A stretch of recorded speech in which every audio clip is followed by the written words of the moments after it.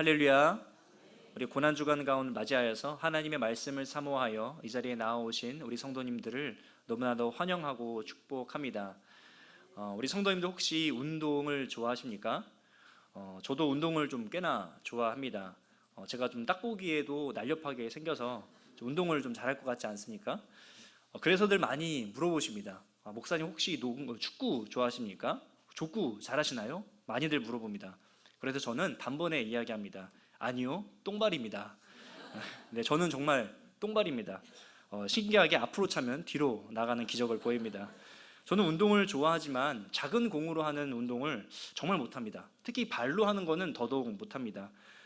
그래서 가끔씩 집사님들이나 다른 분들과 축구를 하면 혹은 족구를 하면은 다시는 저를 부르지 않더라고요. 그 정도로 저는 축구나 족구를 정말로 못합니다. 다리를 다치고 난 이후에는 농구조차도 제대로 하지 못해서 종목을 바꿔봤습니다. 그래서 이제는 자전거와 웨이트 트레이닝, 헬스라고 부르는데요. 쇠질로 변경을 했습니다. 그래서 제가 들 수 있는 최대한의 무게를 갱신하면서 느끼는 쾌감은 생각보다 좀 좋았습니다. 그런데 어떤 운동을 하든지 꾸준히 하다 보면 몸에 흔적이 많이 남는다는 걸 우리는 느끼게 됩니다. 사용하는 근육이 발달되거나 굳은 살이 생기게 되는 것이죠. 오래 걷거나 뛰게 되면 발바닥이나 아니면은 종아리에, 허벅지에 근육이 생기고 발바닥에는 굳은 살이 생깁니다.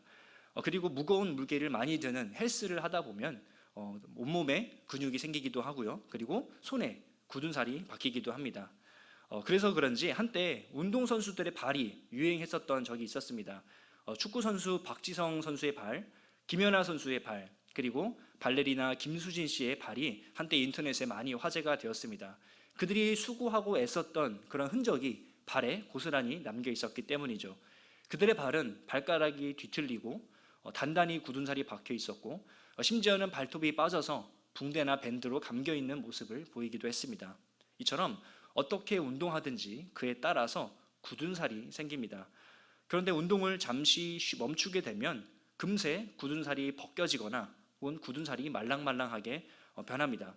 그러곤 다시 운동을 시작할 때 그 가운데서 통증을 느끼게 되죠. 굳은 살이 없어졌기 때문입니다. 그런데 2024년을 살아가고 있는 우리들에게도 역시 굳은 살이 점차 없어지고 있습니다. 스마트한 시대를 살아가고 있는 우리들에게 스마트폰 하나로는 모든 것을 다 할 수 있습니다.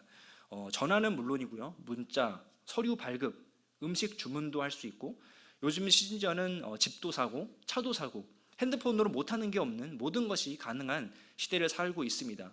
너무나도 편리한 시대를 살아가고 있습니다.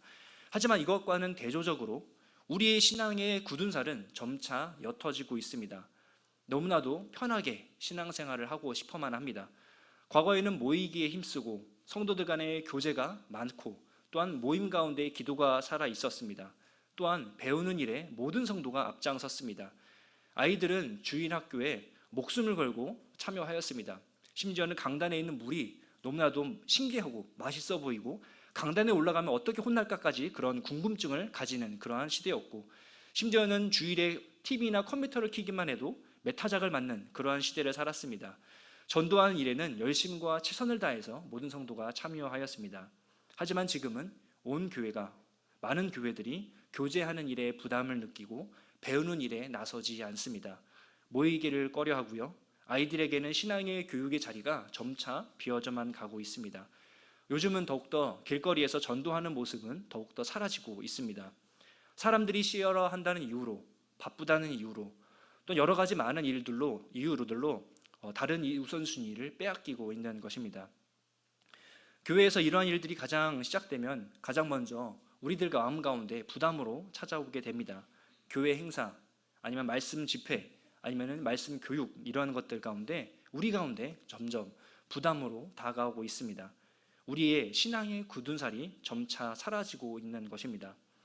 우리는 계속해서 자기 십자가를 지고 가라는 제목을 가지고 우리 함께 말씀을 나누며 기도하고 있습니다. 사랑하는 성도님들은 어떠한 십자가를 지고 계십니까? 신앙의 굳은 살이 점차 사라져가는 시대에 우리는 어떠한 십자가를 지고 가야만 하는 것일까요?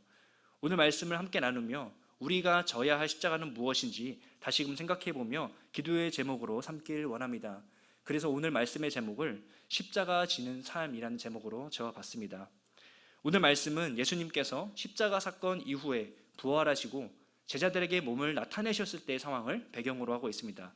그런데 우리는 특별히 이 베드로의 모습을 통해, 베드로 사도의 변화된 모습을 통해 이 베드로 사도가 말하는 그 십자가는 무엇이며 십자가는 어떻게 졌는지, 또 그 십자가가 이 베드로 사도를 어떻게 변화시켰는지 우리 함께 살펴보기를 원합니다. 예수님의 제자들은 모두 각각 자신의 직업들이 따로 있었습니다. 예수님께서는 이들에게 한 분 한 명 찾아가서 한 사람 한 사람 부르셨습니다. 그 부름을 들은 제자들은 자신들의 모든 것을 버리고 자신들의 생업수단까지도 버리고 심지어는 자신들의 부모님들까지도 버리고 예수님을 따라 나섰습니다. 베드로와 예수님의 만남 또한 강렬했습니다. 마태복음 4장 18절에서 20절에 보면 19절에 보면 이렇게 말하고 있습니다. 예수께서 말씀하시되 나를 따라오라 내가 너희를 사람을 낚는 어부가 되게 하리라 하시니, 예수님께서는 베드로와 그의 형제 안드레가 물고기 잡는 것을 보시고는 내가 너희를 사람을 낚는 어부가 되게 하겠다라고 말씀하십니다. 그리고 이 한마디 말로 베드로는 큰 감동을 받아 예수님을 따라가게 됩니다. 이윽고 예수님과 함께 따라다니며 예수님의 사역을 두 눈으로 보고 피부로 느끼자 이 베드로의 따름은 점차 확신으로 변하게 됩니다. 너무나도 놀라운 기적들을 체험하게 되는 것이죠. 예수님께서는 물로 포도주를 바꾸시기도 하시고요, 보리떡 5개와 물고기 2마리로 수많은 사람들을 먹이시기도 합니다. 또 귀신을 내어 쫓기도 합니다. 병자들을 위해 기도만 하면은 낫는 역사가 나타나고요, 심지어는 죽은 자까지도 살리시는 예수님의 기적을 보이십니다. 베드로뿐 아니라 모든 제자들은 이러한 일들을 보고서 더 큰 확신을 얻었을 것입니다. 이분은 우리를 위해 하나님께서 보내신 메시아구나. 이들은 모든 것을 버리고 예수님을 따라다니며 예수님의 사역을 두 눈으로, 피부로, 호흡으로 느끼게 됩니다. 그야말로 예수님께 모든 것을 내걸게 됩니다. 메시아이기 때문입니다. 베드로도 역시 제자들과 마찬가지로 그 모든 것을 걸고 예수님을 따릅니다. 그런데 그의 의욕과 마음이 더욱더 커져만 갔습니다. 예수님의 사역의 현장에 베드로는 항상 함께 하기를 원했으며 그 사역 가운데 직접 몸으로 체험하기를 원했습니다. 뿐만 아니라 이 베드로는 자신이 생각하는 메시아의 모습의 결과가 나타나기를 원했습니다. 그리고 예수님께서는 이 베드로의 의욕을, 그리고 이 베드로의 연약함을 제일 먼저 아시고는 그것을 가장 먼저 훈련시키셨습니다. 그의 모습은 어떠합니까? 그의 욕구, 그리고 예수님께서 다루고자 했던 모습은 어떠했습니까? 마태복음 14장에 나타나 있습니다. 제자들이 풍랑을 만나 고난을 당하고 있을 때 물 위를 걸어오시는 주님을 보고 제자들은 두려워합니다. 이때 물 위를 걸어오시는 분이 주님이시다라는 이야기를 듣고 이렇게 말합니다. 만일 주님이시거든 나를 명하사 물 위로 오게 하소서. 주님이시라는 이야기를 듣고 예수님께 도움을 요청하거나 안심을 하는 것이 아니라 주님이심을 증명해 보여라 라고 의심을 하고 있습니다.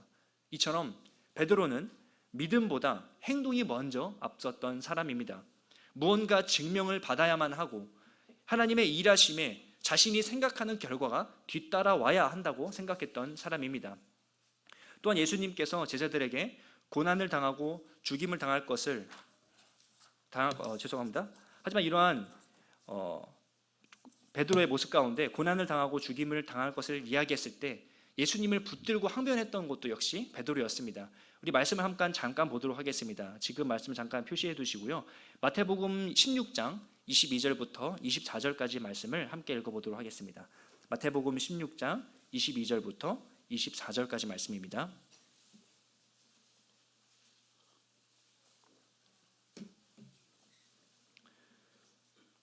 베드로는 이렇게 가장 먼저 마음과 의욕이 이렇게 앞섰습니다. 22절부터 24절까지 함께 읽겠습니다. 예수를 붙들고 항변하여 이르되 주여 그리 마옵소서, 이 일이 결코 주께 미치지 아니하리이다. 예수께서 돌이키시며 베드로에게 이르시되 사탄아 내 뒤로 물러가라. 너는 나를 넘어지게 하는 자로다. 내가 이를 생각하지 아니하고 도리어 사람의 일을 생각하는도다 하시고, 이에 예수께서 제자들에게 이르시되 누구든지 나를 따라오려거든 자기를 부인하고 자기 십자가를 지고 따를 것이니라. 아멘. 이처럼 베드로는 그의 행동이 믿음보다 앞섰기에 사탄의 도구로 사용이 될 수 있었던 것입니다. 이렇게 예수님의 큰 질책에도 베드로는 변화되지 않았습니다. 그의 생각과 마음은 좀처럼 바뀌지 않았습니다. 예수님께서 잡히시던 날 예수님을 잡으러 온 군중에게 칼을 휘둘러 대제사장의 종 말고의 귀를 떨어뜨리는 그러한 급한 마음도 보입니다. 베드로는 변화되지 않았던 그의 뿌리 깊은 연약함을 예수님은 아셨고 그것을 가장 먼저 훈련을 시키시는 것입니다. 이 연약함은 결국 스스로에게 엄청난 실수를 만들고 맙니다. 마태복음 26장 74절에 그가 저주하여 맹세하여 이르되 나는 그 사람을 알지 못하노라 하니 곧 달기 울더라. 그가 그토록 사랑하고 따랐던 예수님을 부인하고 더 나아가 저주하며 예수님을 모른다라고 고백했던 것입니다. 사랑하는 성도님들, 우리에게 있어서 베드로와 같이 뿌리 깊은 습관과 연약함을 가지고 계십니까? 그것이 신앙의 문제이든지 가정에서의 문제이든지 직장에서의 문제이든지 자녀와의 관계의 문제이든지 쉽게 변하지 않는 나의 연약함은 무엇이 있으십니까? 우리는 흔히 십자가를 지고 가라라는 문장을 접할 때면 외부적인 것들에 집중할 때가 많이 있습니다. 무언가 어쩔 도리가 없어서 다른 방도가 없어서 이것을 해야만 할 때 그래 내가 이거 십자가를 지고 가야지라고 이야기합니다. 수동적으로 그 일들이 나에게 주어졌을 때 어쩔 수 없이 그 일을 내가 해야만 할 때 십자가를 진다라고 표현을 합니다. 저는 이것이 잘못되었다라고 말하고 싶지 않습니다. 그러나 자기 십자가를 지고 간다는 것의 중요한 핵심은 우리 한 사람 한 사람이 하나님 앞에서 변화되어야만 하는 그 연약한 모습을 변화시키는 것이 바로 십자가를 지고 가는 것임을 우리는 말씀을 통해 다시 한번 알 수 있습니다. 외부적인 힘에 의해서 어쩔 수 없이 감당해야만 하는 상황을 뜻하는 것이 아니라 자신의 모습 속에서 예수님을 닮아가야만 하는, 버려야만 하는 습관과 모습을 뜻하는 것입니다. 저도 이번 고난 주간 동안 나에게 버려야 할 어떠한 모습들이 있나 깊이 생각해 보았습니다. 아니, 생각할 것도 없었던 것 같습니다. 저에게 가장 약한 약점이 하나 있습니다. 바로 말입니다. 저와 사역을 조금 해보신 분들은 아시겠지만 저는 성미가 베드로와 좀 비슷한 면이 있습니다. 급하고 제멋대로입니다. 그러다 보니 이 말이 조금은 차가울 때가 종종 있습니다. 사역적인 부분에 있어서는 그래도 조금 많이 고쳐졌다라고 생각하지만 문제는 가족들에게 대하는 언어가 아직까지 제대로 고쳐지지 않았음을 제 스스로도 느끼게 됩니다. 그리고 그것을 내뱉었을 때에는 잠잘 때나 혹은 밤늦게 말씀을 준비하며 혹은 설거지를 할 때면 내가 왜 그런 말을 했을까라는 생각을 느끼게 됩니다. 특별히 이번 주간은 고난 주간이다 보니까 그 마음이 더 많이 와 닿았습니다. 그래서 오늘 낮에는 열심히 설거지를 더 많이 하고 나왔습니다. 사랑하는 성도님들, 성도님들에게 있어서 하나님께서 맡기신 그 십자가는 무엇입니까? 하나님 앞에 굴복시키지 못하고 있는 나의 연약한 모습은 무엇이 있습니까? 직장에서의 나의 모습, 가정에서의 나의 언어 습관, 자녀를 대하는 나의 태도, 교회 생활과 나의 신앙생활과 직장 생활의 그런 대조적인 모습, 우리의 모습을 말씀 앞에 내려놓고 한번 되돌아보시기를 축복합니다. 나에게 주신 십자가는 무엇일까? 깊이 생각하는 이번 남은 한 주간이 되기를 원합니다. 다시 말씀으로 돌아가서 베드로와 제자들은 열심을 가지고 예수님을 따랐지만 그들의 기대와 바람은 오래가지 못했습니다. 가룟 유다에 의해서 예수님이 대제사장 무리에게 넘겨지시고 최악의 범죄자가 당하는 십자가 형벌을 당하게 된 것입니다. 이 가운데에서 베드로는 예수님을 부인하고 심지어 어떤 제자는 알몸으로 도망을 가기까지 합니다. 예수님께서 십자가에 달려 돌아가시게 되자 모든 제자들은 자신들의 목적을 잃고 어찌할 바를 모르게 되었습니다. 그리고 오늘 본문 말씀 요한복음 21장은 예수님께서 제자들에게 세 번째 나타나신 장면입니다. 예수님의 말씀을 정말로 믿고 의지하였다면 예수님의 부활 소식에 기뻐 뛰어야 하지만 어쩐지 분위기는 이 부활의 기쁨과는 다르고 너무나도 침착하기만 합니다. 제자들은 본업으로 돌아가고자 물고기를 잡습니다. 본문 말씀 3절입니다. 요한복음 21장 3절을 한번 읽어보도록 하겠습니다. 시작.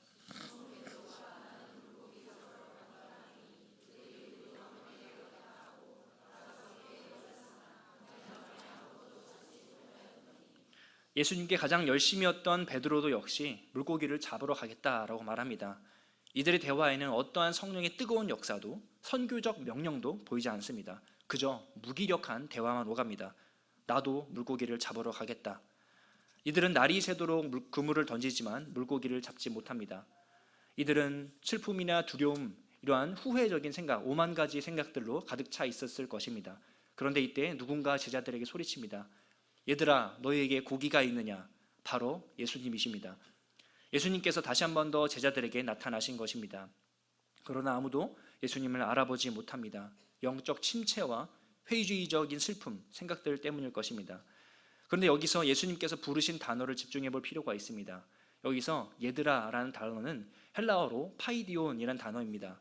이 파이디온이라는 단어는 1세부터 7세까지의 미취학 아동들을 뜻하는 단어입니다. 어른들의 보살핌을 필요로 하는 이런 어린아이를 지칭하는 단어죠. 그런데 예수님께서는 제자들에게 이 어린아이들을 지칭하는 단어를 사용하고 있습니다. 앞서서 예수님께서는 이 단어를 성전에서 어린아이들에게 안수하시며 사용하셨습니다. 예수님께서는 너무나도 강력하게 어린아이와 같이 되지 아니하면 천국에 들어갈 수 없다라고 말씀하신 바 있습니다. 그런데 지금 이 단어를 사용하고 있습니다. 이 말씀은 어린아이들이 순수하기 때문에 하나님 나라에 들어간다는 것이 아니라 어린아이들은 타인에 의존하여서 자기 스스로 공급할 수 없다는 것을 알고 겸손히 받아들이기 때문인 것입니다. 제자들은 예수님께서 부활하신 것을 2차례나 보여주셨음에도 그들은 아직 예수님을 깨닫지 못하고 믿지 못하며 기억하고 있지 못합니다. 예수님의 놀라운 기적과 이적을 피부로 체험하였지만 아직은 영적으로 어린아이이기 때문에 영적인 공급을 할 수 없는 상태인 것입니다. 그래서 예수님께서는 제자들에게 얘들아, 파이디온이란 단어를 사용하시면서 하나님의 도움이 필요한 자임을 다시 한 번 더 깨닫게 해주고 있는 것입니다. 우리들도 마찬가지입니다. 우리들도 하나님 앞에서 연약한 습관들조차도 내 힘과 내 노력으로는 도저히 바꿀 수가 없습니다. 나의 나쁜 언어 습관, 조급하게 화를 내는 연약함, 육신의 게으름, 이런 것들은 나의 의지와 나의 계획만으로는 변화되지 않습니다. 우리는 다 파이디온과도 같기 때문입니다. 우리는 하나님의 도움이 없이는 우리 스스로의 습관조차도 바꿀 수 없는 연약한 존재입니다. 그리고 그 습관을 바꾼다 하여도 나의 영적인 변화는 나타나지 않습니다. 우리는 예수님의 도움이 필요합니다. 그리고 예수님께서는 제자들에게 물어보십니다. 너희에게 고기가 있느냐? 그 대답에 없나이다 라고 대답합니다. 예수님께서는 그물을 오른편에 던져라, 그리하면 잡으리라고 말씀하십니다. 제자들은 그 말씀에 순종하여 그물을 오른편에 던지자 그물을 들어 올릴 수 없을 정도로 물고기를 많이 잡습니다. 이 장면 제자들에게 너무나도 익숙한 장면입니다.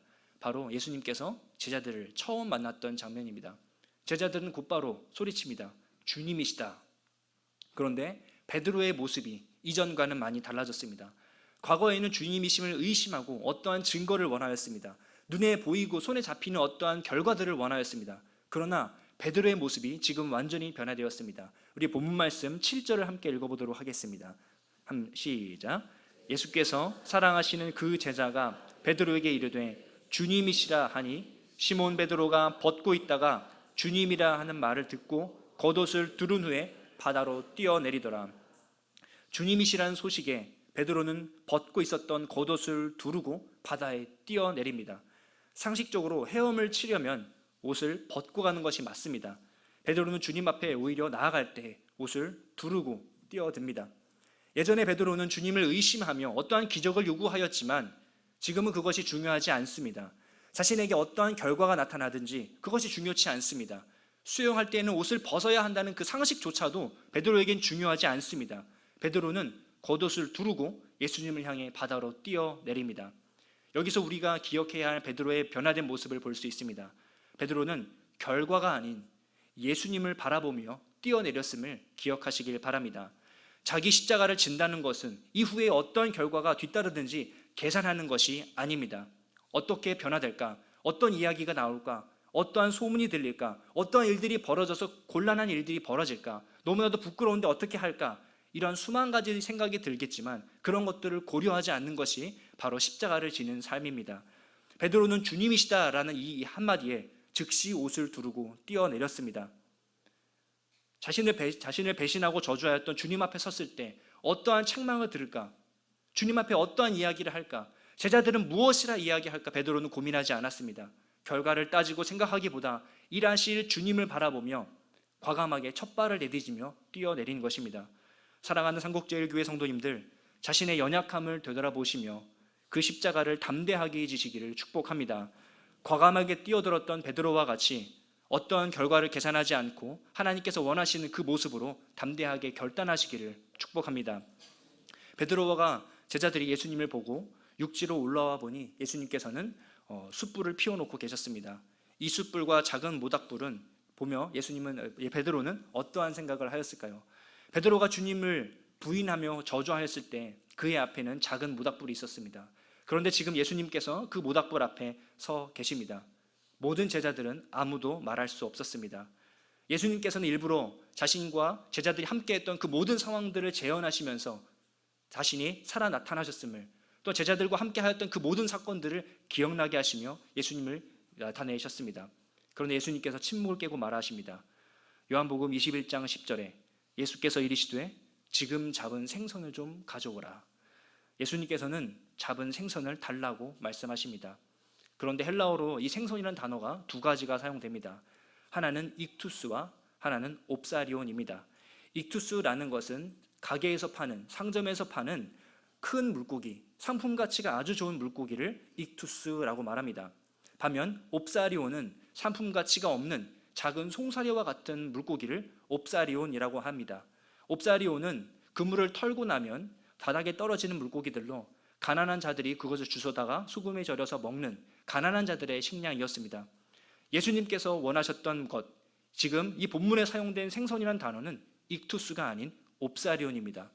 예수님께서 원하셨던 것은 완벽한 모습의 익투스, 완벽한 물고기가 아닌 작고 상품 가치가 없는, 볼품이 없는 옵사리온을 원하고 있는 것입니다. 예수님께서는 제자들의 모습이 무너지고 깨어졌을지라도, 예수님을 배반하고 배신하고 등을 돌렸을지라도, 너무 형편없이 무너지고 회복이 불가능한 상태로 보인다 할지라도 예수님께서는 그 깨어진 모습 그대로 원하시고 계신 것입니다. 예수님께서는 우리 가운데도 원하십니다. 옵사리온을 달라라고 말하십니다. 우리는 말씀을 통해 나 자신을 바라보아야 합니다. 우리 한 사람 한 사람을 철저하게 회복 불가능한 죄인이라는 것을 깨달아야 합니다. 완벽한 사람은 아무도 없으며 우리는 철저하게 연약한 죄인입니다. 그렇기 때문에 스스로를 인정하지 못하고 다른 사람을 정죄하고 비난합니다. 영적 굳은살이 점차 사라지고 있어서 변화되기를 싫어하고 모이기를 싫어하며 예배하기를 싫어하는 우리의 모습을 보게 됩니다. 말씀을 전하는 저 역시도 마찬가지입니다. 우리는 십자가를 지고 갈 때 외부적인 환경들만을 탓하며 억지로 해야만 하는 일들을 십자가를 진다라고 이야기해서는 안 됩니다. 십자가를 지고 가는 것은 자신을 말씀 앞에, 십자가 앞에 굴복시키는 것입니다. 하나님 보시기에 아름답지 못한 나의 생각과 말과 행동을 철저하게 하나님께서 기뻐하시는 것들이 되도록 발버둥 치는 것입니다. 더욱 낮아지고 다른 사람들을 인정합니다. 뻣뻣하였던 나의 목이 부러지고 하나님 앞에 숙여져서 다른 사람들을 높이는 것이 바로 십자가의 삶입니다.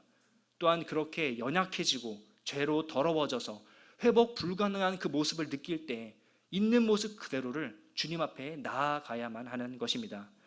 말씀을 정리하겠습니다. 사랑하는 성도님들, 하나님께서 우리 성도님들에게 주신 십자가는 무엇입니까? 어쩔 수 없이 해야만 하는 어떠한 일들보다 우리의 삶의 모습 속에서, 우리의 관계의 모습 속에서, 우리의 생활에서, 우리의 가정에서 하나님께서 기뻐하시는 일들로 변화되어야 할 나의 습관들은 무엇이 있습니까? 베드로 사도는 예수님의 사역 가운데에서 열심히 앞섰고 조급함과 행동이 먼저 나아갔습니다. 그리고 큰 후회로 남게 되었습니다. 하지만 예수님의 십자가를 통해 그는 변화되었습니다. 그가 변화될 수 있었던 이유는 무엇입니까? 베드로 사도는 자신의 십자가를 지고 갈 수 있었던 이유는 예수님을 바라보며 담대하게 뛰어내렸음을 기억하시기 바랍니다. 이전에는 자신이 어떠한 것들을 기대하며 결과를 바라보며 의심하였지만 십자가 사건 이후에 예수님만을 바라보며 담대하게 한 말을 내딛습니다. 또한 베드로 사도는 자신의 연약함을 인정하며 나약한 모습, 깨어진 모습 그대로 예수님 앞에 섰음을 우리 기억하시기 바랍니다. 말씀을 듣는 우리 모두도 자기 십자가를 지고 예수님을 온전히 따르는 우리 모든 삼국제일교회 모든 성도님들 되시기를 주님의 이름으로 축복합니다.